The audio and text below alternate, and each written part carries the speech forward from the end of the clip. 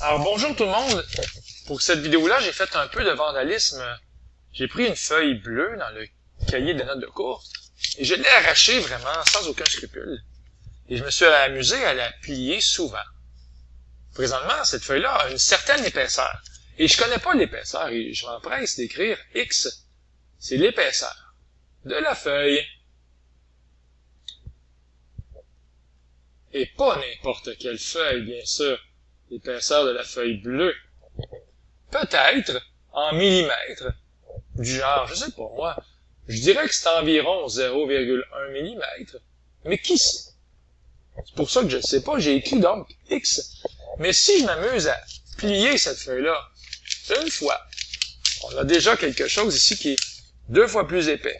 Et donc, on va obtenir 2X. Et si je la plie encore, 2 fois plus épais. Et je vais donc me permettre d'écrire 2 fois 2 fois X. On peut continuer comme ça. 2 fois 2 fois 2 fois X. Donc, je vais les plier 3 fois. Et une autre fois, voilà, c'est fait. Et on est rendu déjà à 2 fois 2 fois 2 fois 2 fois X. Et je t'avais de me tanner, là, parce que je trouve ça difficile. Peut-être que je vais avoir besoin d'aller au gym pour la plier une 6e fois. Là, je suis rendu à la 5e fois. Donc, 2 fois 2 fois 2 fois 2 fois 2 fois X. Donc, 32X. Bien sûr qu'on peut écrire 2 à la 5 fois X. Alors, ce morceau-là ici, dans mes mains, est 32 fois plus épais que ce que j'avais au départ. N'est-ce pas extraordinaire et merveilleux? Évidemment, j'adore le chapitre des exposants, parce que dans la vie, il y a beaucoup d'exemples concrets de tous les jours qui font référence aux exposants. Si vous réussissez à plier votre feuille de papier 7 fois, elle va être 2 à la 7 ou 128 fois plus épaisse. Imaginez. OK. Et si vous la pliez 15 fois, n'essayez pas ça à la maison, c'est dangereux, voire impossible. D'ailleurs, là, 7 fois, là, vous pouvez l'apporter en classe. Je serais curieux, là, j'aimerais beaucoup ça, voir ça. Monsieur Allard, j'ai plié la feuille 7 fois. Je serais très, très étonné. En tout cas, bref, n'essayez pas à la maison de la plier 15 fois parce qu'elle serait 2 à la 15 ou 32 768 fois plus épaisse. Ça marchera pas avec ça, là. C'est clair que ça marchera pas. Ce que j'aime avec les exposants, ce qui est fascinant, c'est que ça fait souvent référence à des très gros nombres. Des nombres inimaginables, quasiment. On pourrait dire ça comme ça. En passant, 32 768 fois plus épaisse. Imaginez que l'épaisseur de votre feuille de papier, comme je disais, autour de 0,1 mm, ben ça fait quand même 3276,8 mm. Et donc, on est autour de 3,3 mètres. Et là, j'ai écrit ici plafond. Ben oui, si tu réussis à plier la feuille 15 fois, elle va devenir tellement épaisse qu'elle va toucher le plafond. OK? Le plafond de ta classe, le plafond de ta chambre. Et si tu réussis à la plier 42 fois, ce serait tellement, tellement épais que tu pourrais te rendre à la Lune. Donc, quand je disais que les nombres, avec les exposants, c'était des grands nombres, ben, je disais pas n'importe quoi. Mais quand je dis de la plier 2 à la 42 fois, en fait, de la plier 42 fois, ben, c'est un peu n'importe quoi, c'est un peu impossible à faire. On poursuit avec Yoshi. On s'en va faire des exposants dans la vie. Si tu es avec 8 amis, par exemple, Luc, je sais pas moi, André, Benoît, Cécile, Denis, Étienne, François, puis Gilles, puis moi aussi, ça fait bien 8 personnes, ça. On joue à Mario Kart. Ben, il y a 8 scénarios pour qu'il y ait un gagnant après une seule partie de Mario Kart. Mais si vous jouez 2 parties de Mario Kart, c'est bien sûr 8 à la 2 scénarios ou 8 à la 2 combinaisons. Comment ça? Ben, Luc pourrait gagner la première partie et gagner la deuxième partie. Donc, ça serait un scénario vraiment extraordinaire. Ça veut dire que j'ai gagné les 2 parties. Ça serait le scénario Luc. Mais il y en a 64 des scénarios. Il pourrait avoir Luc qui gagne la première partie, mais André qui gagne la deuxième. Ou Luc encore la première, Benoît qui gagne la deuxième partie. Et juste avec Luc, il existe quand même 8 scénarios, mais il y a les scénarios qui commencent avec André, les scénarios qui commencent avec Benoît, puis ça fait vraiment, ici, après avoir fait tout un éventail de possibilités, 64 façons de jouer à Mario Kart avec 8 amis en faisant 2 parties. 8 à la 2, comme dans 64. Imaginez si vous jouez 4 parties de Mario Kart avec les 8 amis, ça fait quand même 8 à la 4 combinaisons, ce qui veut dire 4096 combinaisons possibles de qui gagne à chaque fois. Donc déjà, on a un très gros nombre avec 8 à la 4, ce qui fait 4096.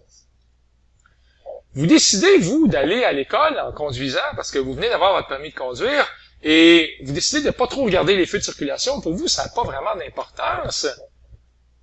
Pour les besoins de la cause, on pourrait dire qu'il y a une chance sur 3 que la lumière soit rouge, qu'elle soit jaune ou qu'elle soit verte. C'est pas exactement le cas parce qu'elle dure pas jaune très très longtemps. Mais pour s'amuser un peu, disons qu'il y a 3 combinaisons, rouge, jaune et vert, d'égale probabilité. Alors, si jamais il y a 3 feux de circulation, c'est quoi tes chances d'avoir des feux verts à chaque fois? Tu serais chanceux quand même. Tu aurais une chance sur 3 avec le premier feu. Ah, t'es correct, t'as été sauvé.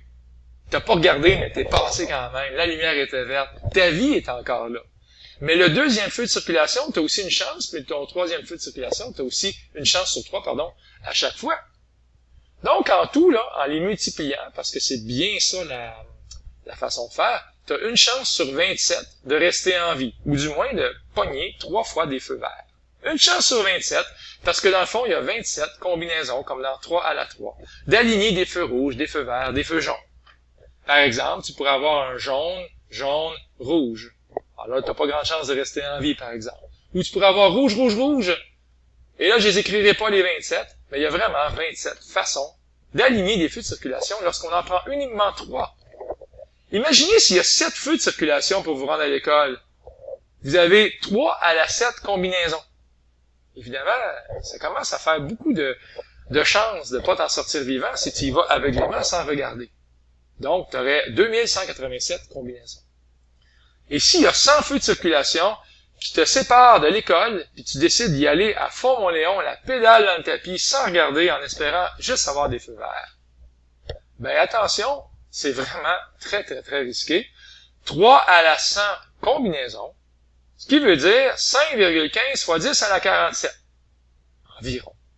Ça veut dire, là, que ta virgule qui est ici, tu vas la bouger 47 fois. Et boy. On va rajouter des zéros, hein. On va en rajouter vraiment, vraiment, vraiment beaucoup. Et je me rendrai pas au bout de ce nombre-là, mais ne pas essayer à la maison de faire sans feu de circulation, les yeux bandés, en espérant qu'il soit vert. À noter, et j'insiste là-dessus, ce que vous avez ici, 3 à la 100, c'est une notation exponentielle. Donc ça ici, c'est une notation exponentielle. Si dans un examen, je vous demande, donne-moi la notation exponentielle après avoir plié une feuille de papier 10 fois par rapport à son épaisseur, ben vous pourriez dire 2 à la 10 fois plus épaisse qu'elle était au départ. Ça ici, ce n'est pas la notation exponentielle, c'est la notation ici scientifique. Donc la notation scientifique, on se rappelle que la mantis qui est ici doit être un nombre plus grand ou égal à 1, mais plus petit que 10, et c'est exactement le cas avec 5,15, bien sûr comme dans 5,15 fois 10 à la 47. Un avant-dernier exemple, dans la vie, si tu lances un icosaèdre, tu as une chance sur 20 d'avoir le chiffre 7. Par exemple, il pourrait être ici. Donc, tu as une chance sur 20 de l'avoir parce qu'un icosaèdre, ça a 20 faces. OK. Si tu lances une fois, donc tu as une chance sur 20. Mais si tu lances 2 icosaèdres puis que tu veux avoir le chiffre 7 2 fois, tu vas essayer souvent. En fait, tu as une chance sur 400 de réussir. Parce qu'il y a 400 façons de lancer 2 icosaèdres. Puis quand je dis 400 façons de le lancer, ça veut pas dire le lancer avec ta main gauche, le lancer avec ta main droite, le lancer en bas du pont, le lancer pendant que la voiture de ton père roule. Non. Il y a 400 façons de lancer 2 icosaèdres, c'est-à-dire il y a 400 résultats possibles. Il peut avoir 1, comme un double 1. Il peut avoir 1, 2. Il peut avoir 1 et 3. Jusqu'à 1 et 20. Ça fait déjà 20 façons. Mais ça, c'est juste quand ça commence avec 1 sur le premier icosaèdre.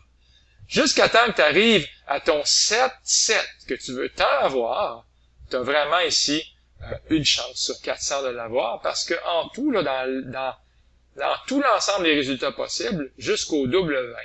Ben, t'as 20 fois 20, t'as 400 façons de le faire. Si tu veux lancer 5 icosaèdres et avoir le chiffre 7 5 fois, ou le chiffre 1, ou le, je sais pas moi, le mois de ta date de fête, ben, t'as une chance sur 20 exposant 5, donc t'as une chance sur 3 200 000 d'avoir ce que tu désires. Vas-y, mon homme, t'as beaucoup de chance si tu réussis à l'avoir du premier coup, d'avoir 5 fois le chiffre de ton choix.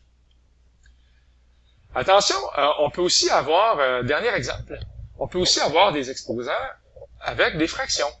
Donc, par exemple, si tu as 1 million de microbes et que tu veux en détruire la moitié, donc, combien qu'il va en rester? Ben, il va rester une moitié, parce qu'il y a une moitié qui est partie. Et la moitié de 1 million, c'est 500 000. OK. Donc, il y en a la moitié qui a survécu. Mais si tu décides d'assassiner en série une population de 1 million de microbes en conservant la moitié de la moitié, qu'est-ce qui va se passer? Ben, la moitié de la moitié, donc c'est fois une demi, fois une demi. Je vous rappelle qu'en multipliant par une demi, vous êtes en train de réduire. Et c'est ce qu'on veut faire ici avec les microbes. La moitié de la moitié. Fois une demi, c'est la même chose que fois une demi exposant 2. Donc ici, ça fait 1 million fois une demi exposant 2, ou si tu préfères, 1 million fois un quart. Et évidemment, ça donne 250 000 microns. Et on peut continuer comme ça l'aventure du meurtre en série des bactéries.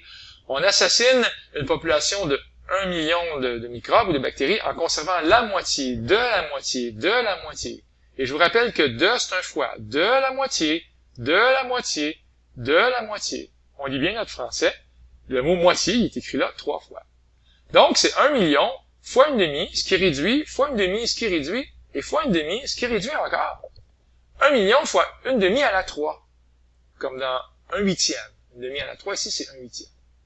Le huitième de 1 million, tout le monde sait ça par cœur. Ou presque, je vous taquine un peu, c'est 125 000 microbes.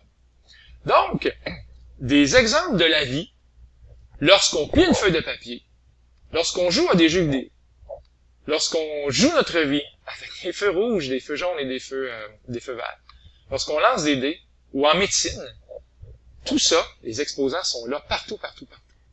Je vous invite à y réfléchir. C'était Luc Allard pour le Collège Sainte-Anne. Bye tout le monde!